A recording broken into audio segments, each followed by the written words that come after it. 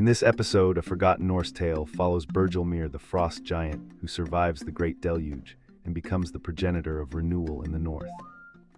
The story centers on Bergelmir and his kin building an ark from a carved chest as icy seas sweep away others, a grim trial that seals endurance as a shared virtue. The myth connects to beliefs about fate, divine intervention, and the need to preserve life through catastrophe, teaching communities to value cunning, kinship, and hope. Scholars see this flood as a watershed moment, shaping Nordic moral lessons and ritual memory in a harsh climate. The tale remains a powerful reminder that destruction can birth new beginnings when courage and community endure.